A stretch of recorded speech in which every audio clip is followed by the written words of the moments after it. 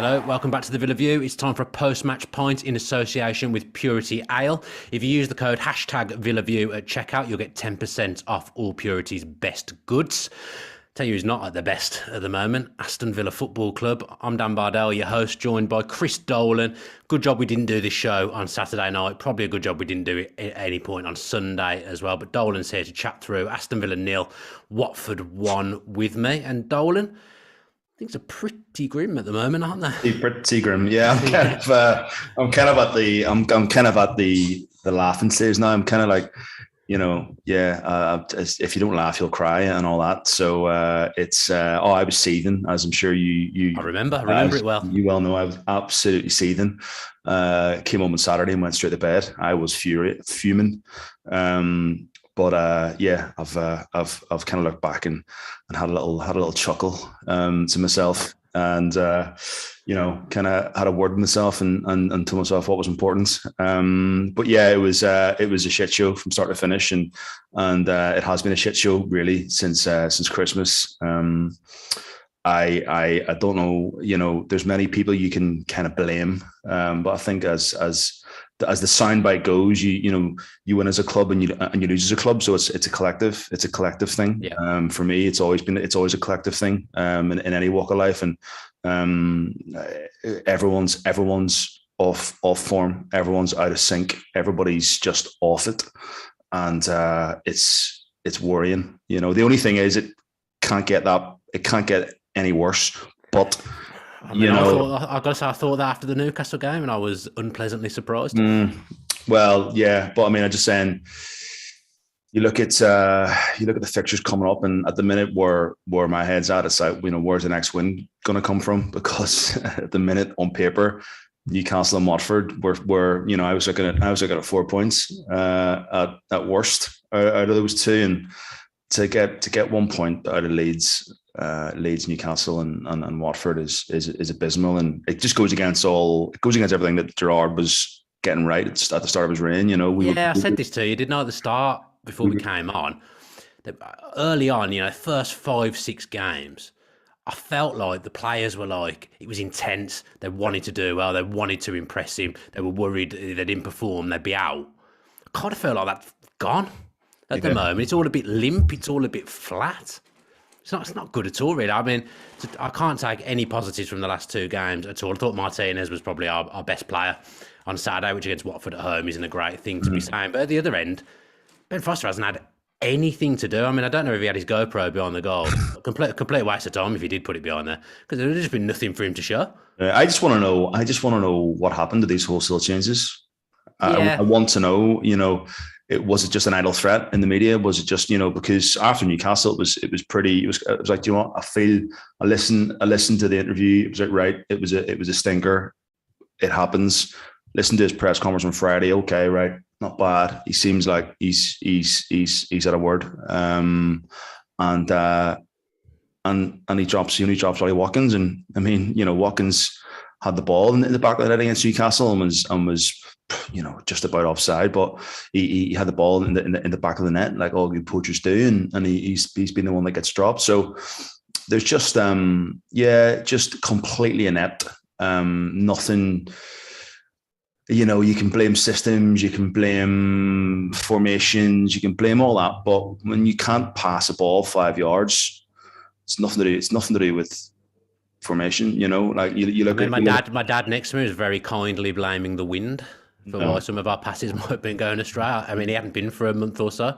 I thought that was very kind. Something's happened to him whilst he's been away, though. If you're trying to blame the wind for the performance, that's very kind. Yeah, and I think you have to be accountable. They always say when you step across that white line, it's up to the players, and they've got to be accountable. And whatever was said on during the week clearly didn't sink in, and God knows what was said at half time, because we came out on Saturday after the second half even worse than we were in the first half. And I would say we were probably better in the first half. The whole thing was just turgid from start to finish. And Ramsey had an effort, just whistled wide. Ings has to be, if he's offside or not, Ings has to be sticking that away. That's his bread and butter, as they say. And he absolutely fluffed his lines. And and then Coutinho had that little pop shot as well, which just dipped over the crossbar. So apart from that, man, like, there's nothing to talk about. There's nothing good to talk about at the minute, and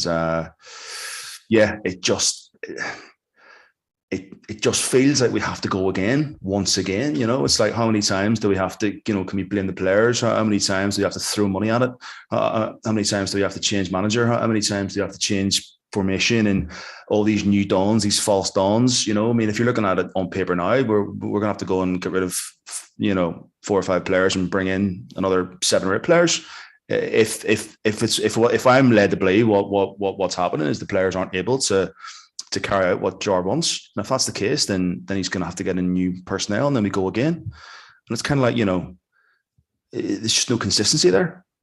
There's only so many times you can do that, though. Exactly. I feel like maybe with the exception of the summer before this one just gone, I didn't feel like there was a massive rebuild. We brought in Martinez, Cash, Watkins. It felt very much like we were adding to what we already had. But other than that, a lot of summers recently for Villa have been spent having a total rebuild of the playing personnel. I don't think we can do that again. I think there is the players there, because we saw in the first 5-6 weeks. I don't think you can just put that down to new manager bounce. The players could do what he wanted them to do. This is it. The first 5 or 6 games. Suddenly, you've added a couple of players to the mix now, Coutinho and Dean. But suddenly, I don't know whether the formation's been sussed out a little bit. I think it probably has. I think there's certain things that were working in there that aren't working now. I mean, McGinn and Ramsey, they're basically fullbacks at times, allowing Cash and Dean to bomb on. But I would argue you want McGinn and Ramsey further forward than you want Cash and Dean. Let them do their job of defending. And I know Douglas Luiz is taking a lot of criticism, and he's not playing at top of his game at all. I'm not saying he is. But there's times when teams break on us because of the way McGinn and Ramsey are stationed.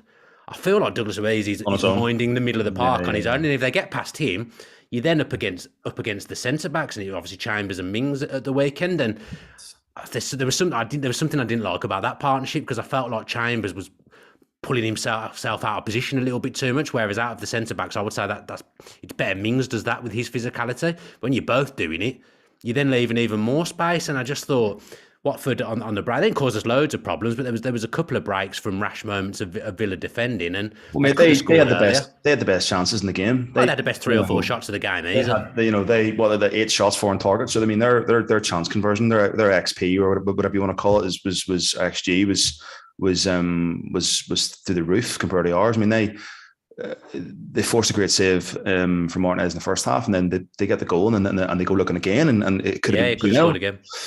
And this is a Watford side, right, that had one of the worst losing streaks in their history in the Premier League. 12 games without a win. Hadn't scored a goal under Hodgson, hadn't won under Hodgson. And listen, I'm not going to big it up, but I was saying to you all week, I just don't fancy this. And I get no. You do it every game. You can't come on and say. You said 2-0, right? I did. Yeah, and I want to know where you based 2-0 off. I want to know where you thought we would get a clean sheet and score 2 goals and beat Watford. Because what? Based on what? Because of the stuff you've just said about Watford. They hadn't won for 9 games. They hadn't scored under Hodgson. I expect Aston Villa to beat Watford at home, whatever the weather, whatever the day is doing. The gift that keeps on giving. Oh, of course. There is that. You should know better. You should know better. I should know better. And bless Max. I love the guy from Villa and Sarah. He's okay. He shared like the team sheet or something, and I put a little sort of teeth grit emoji, and he went, 4-0. 4-0 today. 4-0. Having a go at me. I was like, no. He went. Wait and see, mate. and then it's like, come on, Max.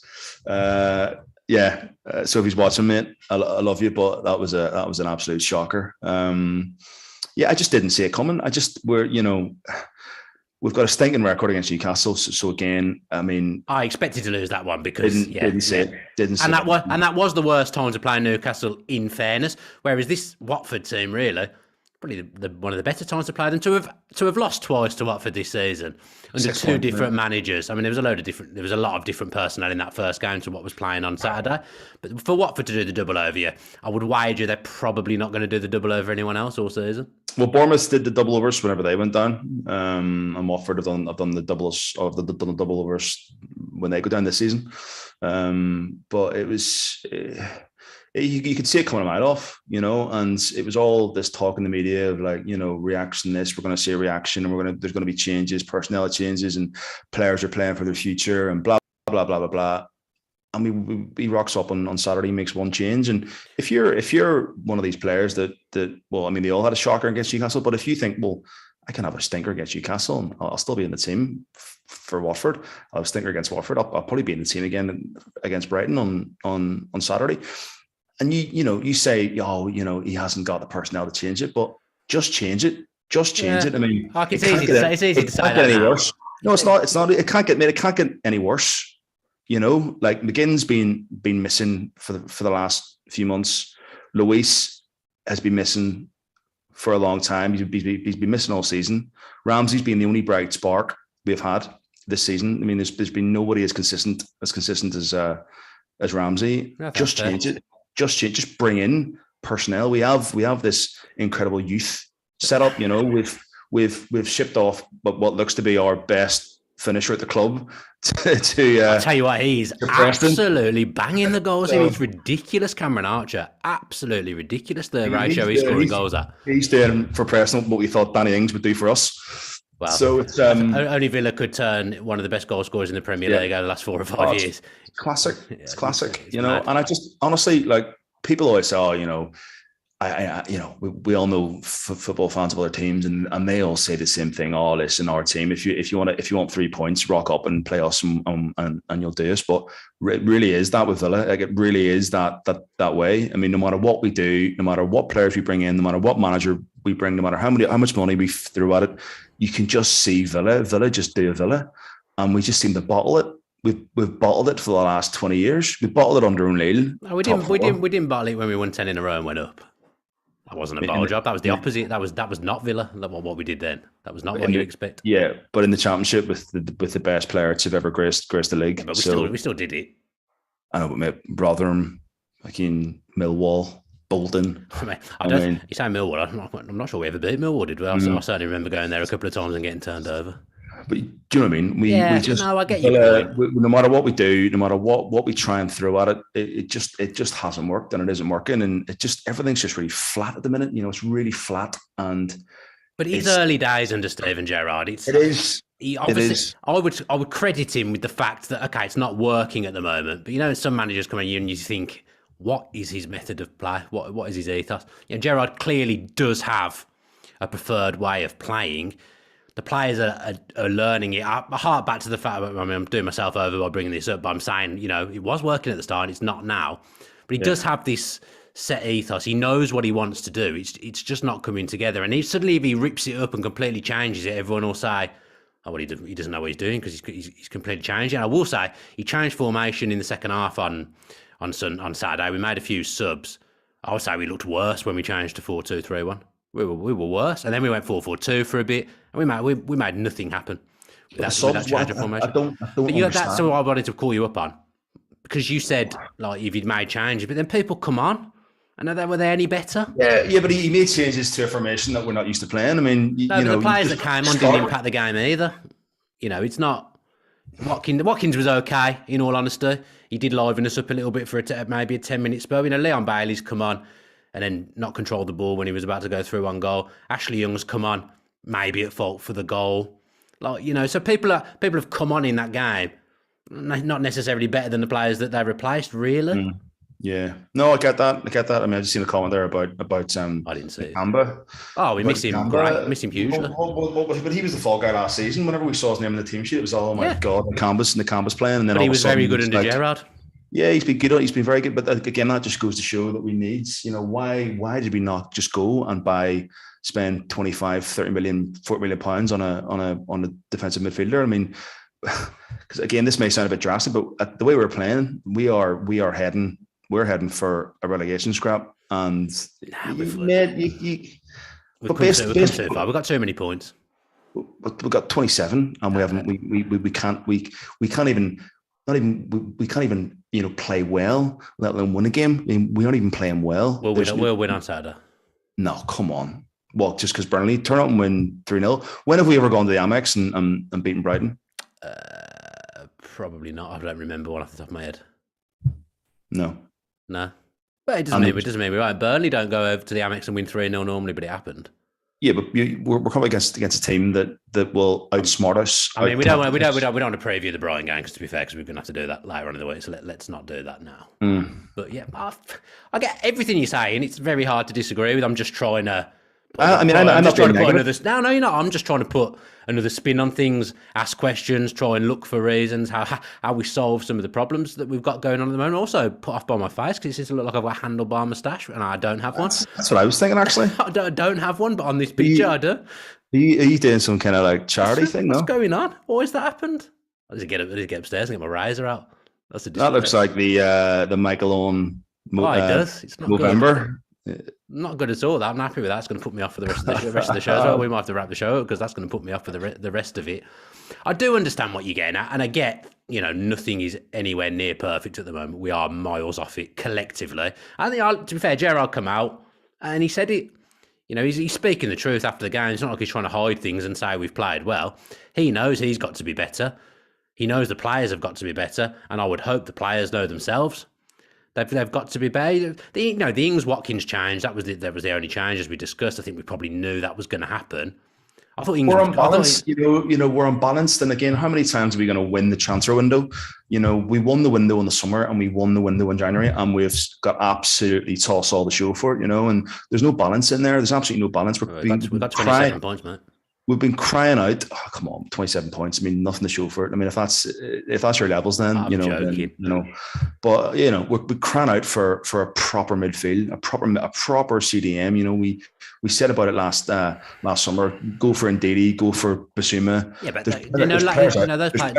There's players out there. Ndidi wouldn't have joined us from Leicester in the summer. Absolutely not. That kind of player. We're missing. We only have one proper CDM at the club, and he hasn't been very good. But look at Manchester United. Right, they clearly need a proper defensive midfielder. They haven't got one because there ain't loads of them around. Yeah, but they've got better players than us across the pitch. They're able to win games of football. Well, they shouldn't be because they're Manchester United. We aren't. Yeah, but we aren't. They're able to win. They're just better than us. They're better and they're bigger and they've got better personnel than we do. So yes, but then they've got players like McTominay, who I think would come in and do a job for us. They've got players. I think Fred's okay in his day. Now, he wasn't. Pogba can do a job. I think in that position. I see Pogba and Carney having that similar build, but I can see. I just don't know why. I don't know why there was no changes. I cannot understand why he says that last week and literally again in the press on Friday and makes one change. Maybe that's for me. That's the most baffling part of it all. I was listening to the Villa podcast guys today, and they were very funny. But again, a bit like me, it's like very funny. I don't want to see the Villa, pictures on the training ground, all smiles and we'll go again and thumbs up and training games and hugs and all this and even with Gerrard, like I don't want to see him and Beale retweeting Rangers results on their social media. I don't want to see it. I don't want to see, and it's exactly this. Those lads said the same thing today. I don't want to see it. It's a bit like whatever Terry was at Villa, just getting on my nerves about reposting about Chelsea this and Chelsea that. Well, it's better than what he's posting now. But forget about it. Forget about it, and it's just I'm just getting wound up. I'm getting really wound up by everything at the minute, and we're just looking stupid again, We're just looking stupid. And other fan bases like Wolves. I mean, look at Wolves. We were at the start of the season, I felt ahead of Wolves in terms of personnel, in terms of squad, and we were battering them at 2-0 back in October, and it was like should have been 2 or 3, game over, 3 points. And since then, for Wolves, I mean, we had a bit of a rise, but that game ended Smith's tenure. Luckily, Jar came and picked it up, so we kind of got out of that. But we're going back to that slump under Smith. Well, this is the problem, isn't it? Because I tweeted this. Usually, we have an awful period where we're just horrendous and we can't do anything right. We're now into our second one of them, but different manager. So Smith's had a period like that, and we've now got Gerrard who's having a period like that. For a year, our form for the last 12 months has been absolutely dreadful. It's been awful. Since last January, our form, I don't know the exact stats, but is it like something like 8 wins out of 27? It's something, I think Matt Mayer tweeted today, this morning, and it's just like, it's awful. And essentially, that's what Perzo said that kind of essentially got Smith the sack, was the very, very, very average finish to the season, and that second half of the season was really poor. And I don't see what's changed. I just don't see what's changed. The personnel that we brought in the summer, Bailey. I mean, yes, he's not fit, but even if you're not fit, you should be able to control the ball. You should be able to take the ball down and control it, and put a cross in. And I maintain Leon Bailey is a player we've signed who is above our station. Or it was when we signed him, obviously. Based on what? Because he was sensational in the Bundesliga. Unbelievable player. His record was up there with the Bayern wingers last season. He had a really good season. He's a top player. He's just been injured the whole time he's been here. He literally hasn't caught a break the entire season. Well, he probably will catch a break, but not the kind of break that we want him to. He's spent the whole season injured. He's a player who I really thought would make a difference this season. I thought he was going to be the replacement for Grealish. We've got Coutinho. We've got Buendia, we've got Ramsey, he's having a great season. Coutinho must be thinking, what have I done coming here, getting beat by Watford? What have I done? He's still, and even Gerrard, I mean, yes, he never won the league, but he certainly won more games. He won more games than he lost at Liverpool, and he's obviously gone to Rangers. I mean, I could manage Rangers or Celtic. That's, for me, that's not difficult. But he's come to us, and he's, he isn't going to like it. Oh, and, he'll be seething. He'll be seething with what's going on at the moment. Absolutely. But it's up to him. That game on Saturday falls on him. Newcastle, you can sort of look at it and go, well, you know what? It's just one of those games. But to keep the same 11 after you've said about making changes on Saturday, it's on him. It's on him, because if I'm a player and then you hear all these, let's say, like I said, these idle threats in the media about being dropped, and then your team and your name gets called in the starting 11 on Saturday afternoon, you're like, oh fucking hell! All right then, fair enough. Just come to Villa, and I'll pick up 150 grand a week, and I'll put in performances like that. No footballer goes out to play badly. They don't go out to play badly. They just don't. So what? Did they just can't play football? And they're not able to take on his ideas. It's not ticking. It's just not ticking at the moment. It's not happening. I think, like you said, it's a collective thing. Everyone needs to be better. Gerrard needs to look at himself. The players need to look at themselves. And what's Courtney House got to do to get a game? What right has Callum Chambers got to come into that team and play alongside Mings? Alongside Mings. He's right-footed. I think it's as simple as that. But I mean, he's a very average footballer. He's a squad player.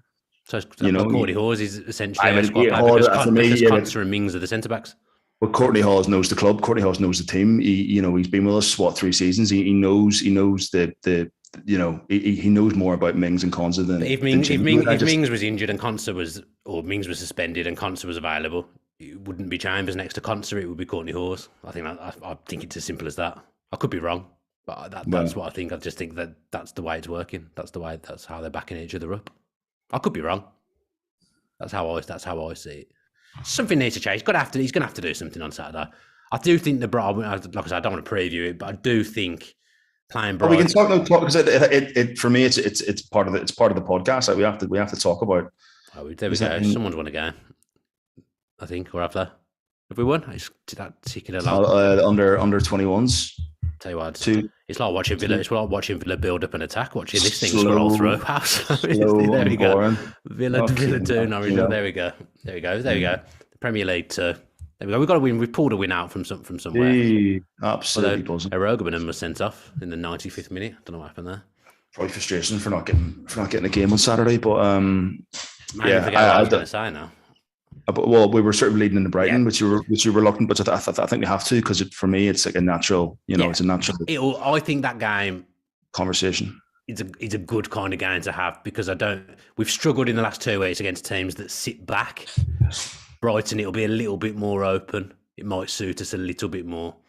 I'm not saying we go there and turn them over. I'm just saying I think we might see a better performance.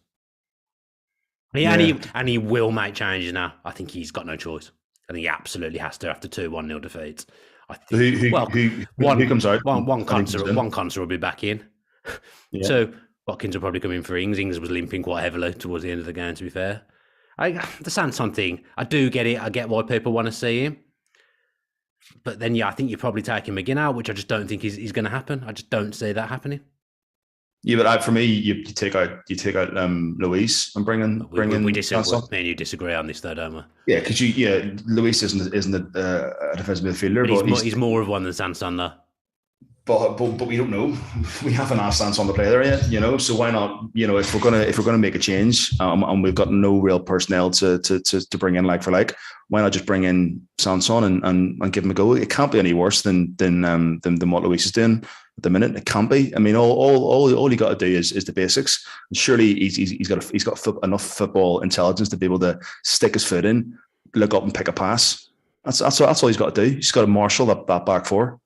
It isn't. It's not a glamorous job by any stretch of the imagination. But all he's got to do, marshal the back four, stick his foot in, look up and pick a pass. And you've got Coutinho, you've got Ramsey, you've got Buendia, you've got Watkins, you've got McGinn, all ahead of you. No, not necessarily with McGinn and Ramsey. They might very well be behind you. Yeah, but I mean, do you think this 4-3-3 thing? Do you think this is this the blueprint? This is what Gerrard wants to do? I mean, I saw Michael Owen, actually. There was probably the only good thing that he's ever said. Yeah, I watched that. It's quite a historic video, wasn't it? I think. It's been around. It's been around a few years. I think it was when Klopp came in early doors. But talking about Klopp, sort of like that formation just weeds out the average players, and maybe he's doing it to prove a point. Maybe he knows the players aren't up for it, and he's doing it to prove a point because I know Gerrard, he likes to buy players. I mean, he spent a lot of money at Rangers. He brought in a lot of players at Rangers. There's a lot of players that he brought in, and I know he's going to want to bring in another 5 or 6 more in the summertime. And I will definitely bring players in the summer, 100%. I just don't think we can afford to have another wholesale full sweep of changing the squad. I just don't think we can. We've done it too much. There's good players. There's good players there. The players we've bought aren't bad players. You look through our. There's still no balance. Yeah. There's still no balance, mate. Yeah, there's a few things off. There is a few things off. Still not strong enough squads. Still not strong enough squad. I'd argue that's not true. I think it is I think it is probably it's probably the strongest squad we've had for a number of years. I think we're just not performing. I think we'd better squads in the Championship. Personally, we've got like a 30-40 million pound winger who I said hasn't been fit all season coming off the bench. You've got Ollie Watkins, who was last season's top scorer, coming off the bench. It's midfield. I don't want to blame just the midfield, but the midfield is a problem area at the moment. It is a concern. I think 4-3-3 is the system. Just perhaps the way we're executing it at the moment isn't suiting certain players and isn't working. That's all I can say about it, really. I think we can go through this over and over. I think we're going to keep coming up with the same conclusions. That it just simply is not clicking at the moment, and we've got to change something. But we're not football managers, so we don't know what that is. Yeah, but this is the frustrating. This was the run. This was the little run. That's disappointing. And it came off the back of a little break as well. So I was thinking, yes, mini pre-season here. Gerrard's really going to drill his ideas into them. But again, he's banged on again. He's banged on again about spending time with the players. He's at 2 weeks with pretty much 85% of the squad. And arguably, we've got worse. Yeah. Arguably, well, not arguably, we've got worse after that break. We ground out a very ugly 3 points against Everton, which you've got to do sometimes. And he did say that after the game, it wasn't pretty, but yeah, no problems with that win. That's a good away win. Arguably, it was we've just got worse. We've considered against Leeds. Again, so many unforced errors, so many mistakes. Can't defend. We can we're either half decent going forward and appalling at the back, or half decent at the back and appalling going forward. There's no balance, and I've yet to see a complete 90 minutes under Gerrard. I've yet to see it. I can't think of a complete. Maybe Palace was pretty good. Was a good performance. Palace away. Palace was pretty good. Leicester at home, I'd say, was a good performance for 90 minutes. Not exceptional, but a good performance. And what else? Norwich, but again, they were threadbare. They were at low. You still got to beat them, haven't you? I mean, we can't sit here and say you've got to be beating Watford and Newcastle, and then when we beat Norwich, say, oh well, it was only Norwich. We can't do that, really, can we? That's not fair. But yeah, let's call it. Let's call it. Let's call it. I think we've tried. We've tried to unpick it. We've tried not to be too depressing. We've tried to analyse things a little bit and try and unpick things. Not sure we've managed to actually achieve it, but we had a go. We had a good go, didn't we, darling? There's not much to unpick. There really isn't. Yeah, it was shite. It was absolute shite, and that is, it's past 9 o'clock now, so I can.